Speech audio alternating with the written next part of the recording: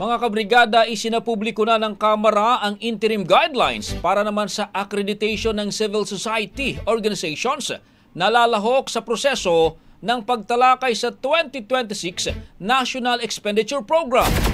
Kasabay ito ng pag-arangkada naman ng budget briefing ng House Committee on Appropriations ngayong araw kung saan unang sumalang ang mga economic managers. May report si Brigada Haji Caaminio. Ibrigada mo! Brigada! Live report! Inilabas na ng Kamara ang interim guidelines ukol sa pagpapahintulot sa people's organizations at civil society groups na lumahok sa deliberasyon ng 2026 national budget.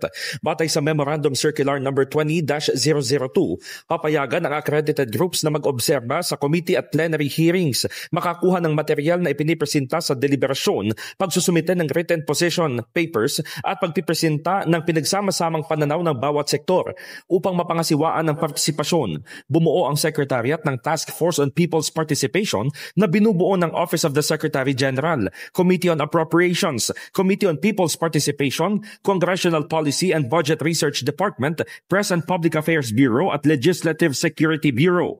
Kabilang sa mga gagampanan ng task force ang accreditation, pagpapakalat ng schedules at briefings, pag-agapay sa observers tuwing may proceedings at pagpapaikot ng submission sa mga miyembros at sa mga komite.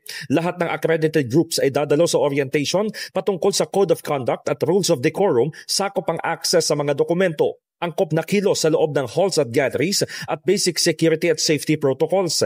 Kailangan lamang ng letter of intent, basic profile ng work at constituency ng CSO bilang bahagi ng simpleng accreditation track. 2 kinatawan kada organisasyon ang maaaring i-accredit at magkakaroon sila ng access sa hearing briefs at makakapagsumite ng position paper sa loob ng 2 araw. Sinabi ni Secretary General Reginald Velasco na magiging applicable ang interim rules para sa isang budget cycle at pagkatapos ay sa ilalim sa review ang implementasyon kasama ang civil society upang maayos ang framework sa pamamagitan ng House rules o legislation. In the heart of changing lives, ako si Brigada Haji Caaminio ng 105.1 Brigada News FM Manila, The Music and News Authority. Ang bahaging ito ay hatid sa atin ng Guard C Plus with Zinc Capsule. Always protektado ang kalusugan.